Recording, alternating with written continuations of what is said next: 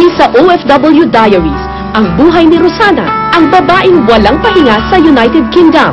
Nagtatrabaho ako sa morning sa opisina, naglilinis. Tapos, minsan naglilinis ako ng mga bahay ng amo ko. At ang kwento ni Efren, ang Pinoy na nanalo sa Top 10 Heroes ng CNN. Walang ibang hangad si Efren Peña Florida kundi ang makapagbigay ng edukasyon sa mga batang napapariwara sa lansangan. Hindi niya inakalang ang kanyang maliit na ginagawa ay makikilala pala sa buong mundo. Kamakailan lamang ay pinarangalan si Efren bilang isa sa Top 10 Heroes ng CNN. Karapatan ng bawat bata ang magkaroon ng edukasyon. Pero dito sa Pilipinas, ang edukasyon para sa marami ay isang pribilehiyo. Ayon sa Department of Education, isa sa 6 na bata ang hindi makakapasok sa eskwelahan para mag-aral. Kaya ang naisipang kontribusyon ng gurong si Efren Peña Florida o Kuya F, ang Kariton Classroom na gumugulong para abutin ang mga batang hindi nakakapag-aral. Ito na yung calling sa akin to help yung mga bata na hindi nabibigyan ng opportunity na makapag-aral. Kahit at least man lang kung hindi sila makapasok sa school, madala namin yung maliit na school namin sa kanila. Eh mabigyan sila ng opportunity yung mga left out, yung mga deprived, at ma-develop yung love for learning. At ang simpleng hakbang na ito ni Efren, kinilala sa buong mundo. Mula sa 10 finalist sa iba't ibang bansa, siya ang itinanghal na CNN's Hero of the Year. Una-una, Efren, congratulations tsaka maraming salamat sa pagbibigay ng parangal na naman sa mga Pilipino. Anong pakiramdam na maging CNN Hero of the Year? Overwhelming po. Sobrang saya. Tapos, it's really a blessing from the Lord. And it's a great honor po sa akin to represent yung mga selfless and hardworking Filipinos. Anong pakiramdam na nandun ka sa stage with all these people, na may mga artista pa doon? Anong pakiramdam? Experience po yun. Wonderful experience yun kasi nakita ko lang sila sa TV. And even yung Kodak Theater. American Idol ko lang yata nakita. Totoo! So, and then yung mga Hollywood stars. Parang manliit ka ba? Ganyan? Na-overwhelm ako. Tapos may yung mga star, may lumalapit sa amin.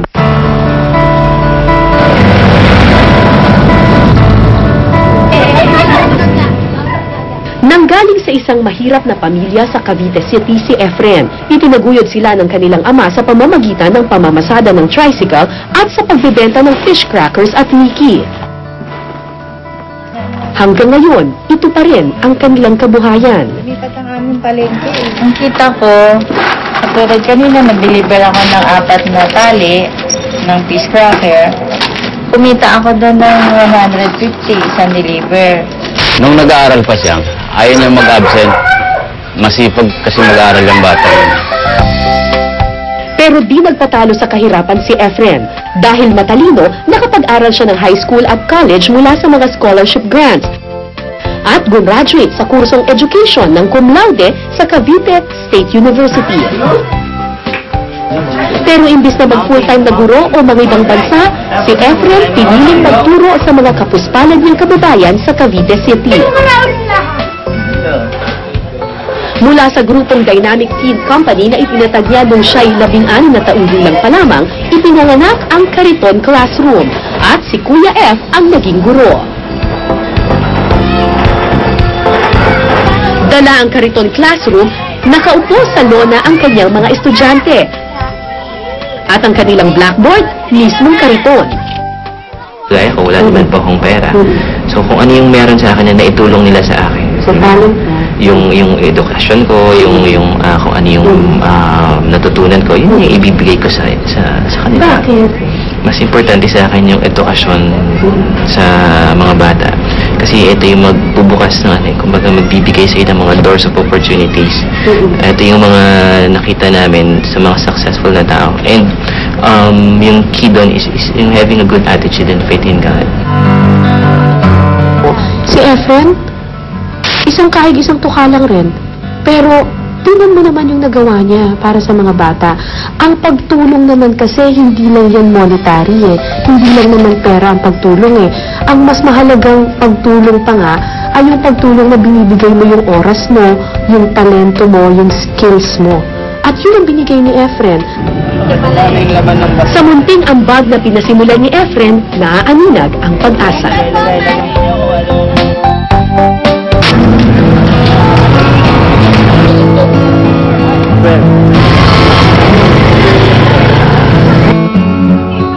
Sa edad na 10, imbis na naglalaro, namamalimos na ang batang si Princess para kumita.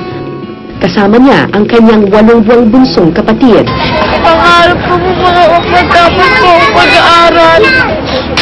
Mga magulang ko po para mag-medisina.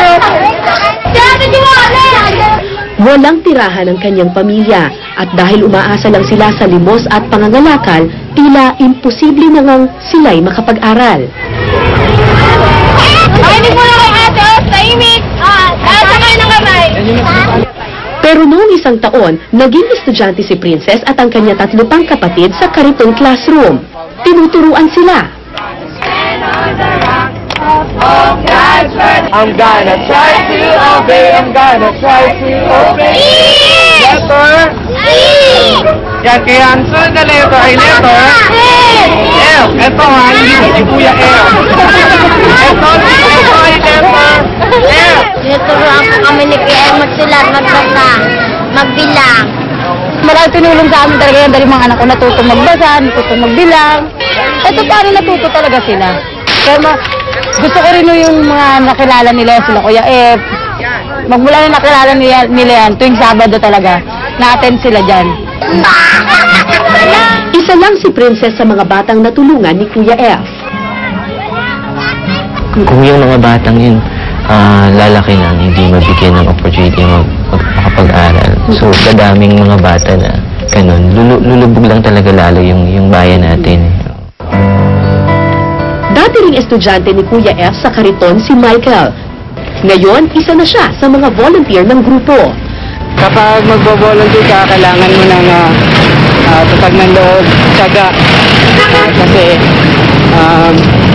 lalo na kapag mainit kasi maramdaman niyo po talaga yung hirap. So kahit na napapagod po kami, isa lang ng lagi kami pinapaalaanan ni Kuya Efren na itong gagawin po namin ay para sa mga kids at hindi to para sa sarili.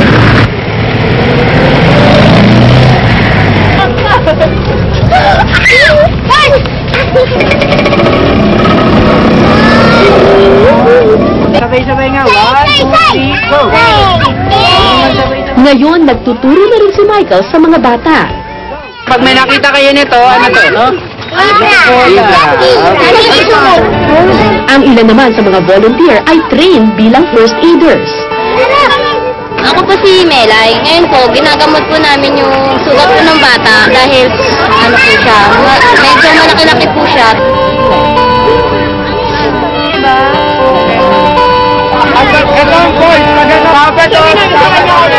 Sa ngayon, ang Dynamic Teen Company ay may higit 100 volunteers na.